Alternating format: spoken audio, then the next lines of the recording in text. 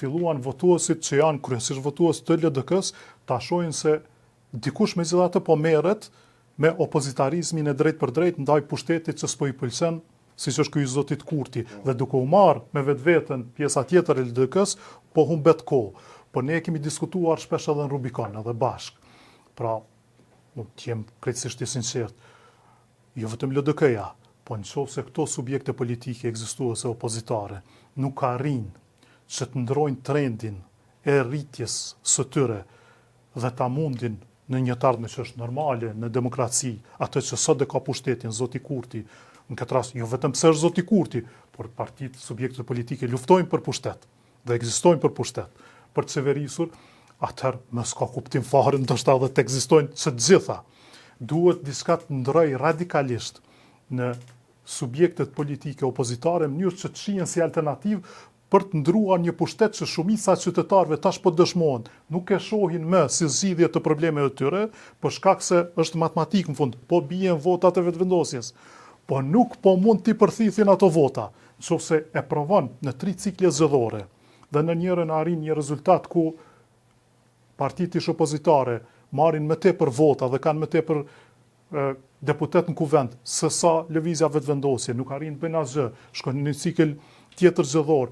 zoti Kurti tregohet i shkallët që duke përdorur çka do që ka mundur të përdor, të arrijë rezultatin që arriti me 28 dhjetor dhe sërish ti ikën larg ti shkëputët partive opozitare, ti jetë 2-3 fish më i madh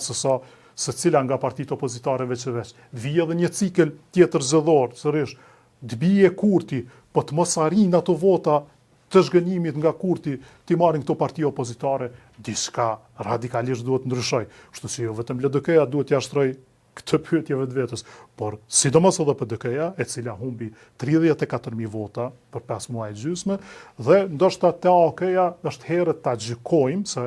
AOK-ja bëri një ndryshim dhe po shohim një entuziazëm të shtuar të zotit Xhini, i cili nëse luan mençur, si thuhet, mund të marrë edhe nga këtë që diskutuam për zotin Rama, pra një adresë, përfitoj duke u parë si adresë serioze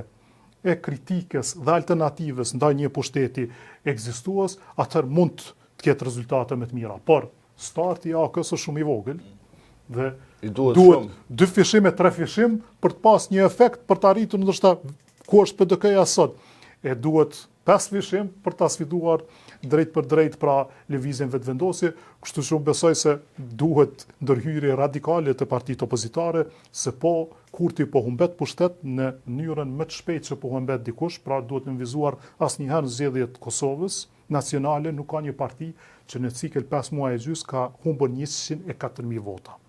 Po, prapë zoti Kurti është i pari që nga 200.000 ka kthyer në 400.000 vota ndërmjet 2 cikleve zgjedhore.